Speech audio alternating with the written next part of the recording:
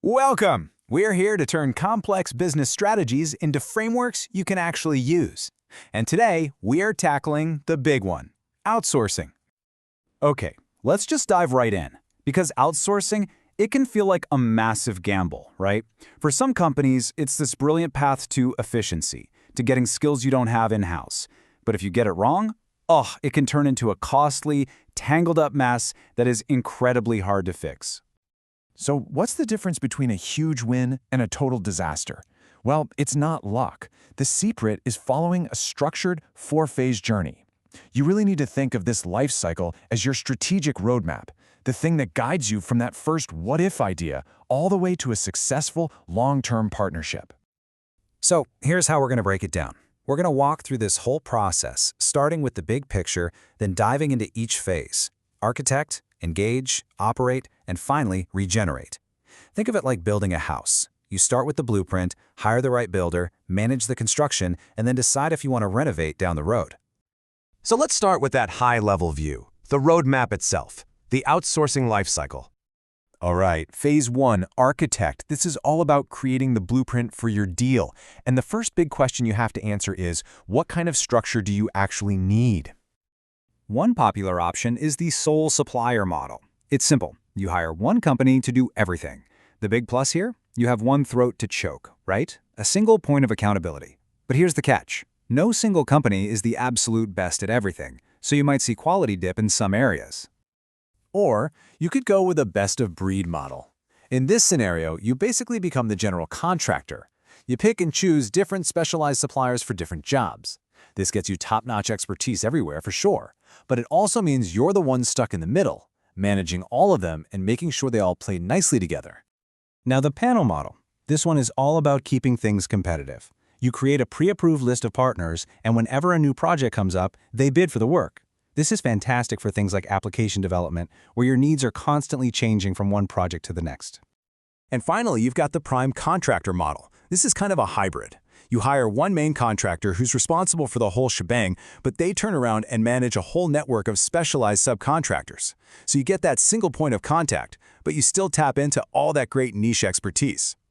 So when you boil it all down, you're looking at a fundamental trade-off. Going with a single supplier, that's your solar prime model, gives you beautiful simplicity and clear accountability. But going with multiple suppliers, your best-of-breed or panel model, gives you way more flexibility and access to the best talent. The downside? It means a lot more management work and complexity for your team to handle. Okay, moving on to the engage phase. You've got your blueprint, now it's time to pick the right builder for the job. And look, this part is non-negotiable. You need a rigorous, well-documented selection process. It starts by putting together a team with people from IT, finance, legal. You need all those perspectives. Then, you narrow it down to a shortlist, evaluate them deeply, and finally, do your homework. Check references, visit their sites, and make sure what they're selling is what you're actually going to get. You know, a tool like this weighted scorecard can be a total game changer. Instead of just going with your gut, you assign a weight to each category based on what's actually important for your business. It forces you to have an objective, data-driven conversation about what really, truly matters for success. And as you do this, you have got to watch out for the common traps. Don't get starstruck by a big, famous supplier if they're not the right fit. Don't make it all about cost. Value is so much more important than just the lowest price. And please, don't rush it to hit some made-up deadline. Oh, and maybe most importantly, you have to check for cultural fit. If your two companies can't work well together, the whole thing is probably doomed from the start. So now we land in the operate phase. The contract is signed, the ink is dry, and it's time for the real work, managing the transition and building a successful day-to-day partnership. I'm not going to lie, this transition period is one of the riskiest stages of the entire life cycle. You're not just moving tasks around, you're dealing with people, with institutional knowledge, with very real emotions. Success here means carefully managing staff, making sure critical knowledge doesn't just walk out the door, and really addressing the human side of the change for your team. This quote from our source material just hits the nail on the head. An outsourcing decision creates anxiety, it creates uncertainty, and yeah, sometimes it creates anger. If you don't manage this people side of the equation with real empathy and crystal clear communication, it can absolutely derail the entire project. And this brings us to what might be the single most important rule in this entire explainer. You can outsource the work, but you can never, ever outsource accountability for the results. Signing that contract isn't you washing your hands of the problem. It's the beginning of a new, crucial management role. Your company absolutely has to keep the skills in-house to govern that contract and manage that supplier. And that brings us to the final phase, regenerate. The contract is coming to an end, the project is mature, and now it's time to step back, evaluate what you've built, and decide what comes next.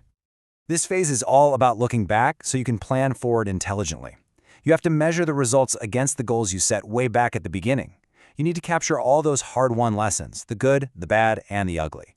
And most importantly, you have to think about how your business has changed, because the strategy that was perfect 3 or 5 years ago might be totally wrong for where you're headed tomorrow.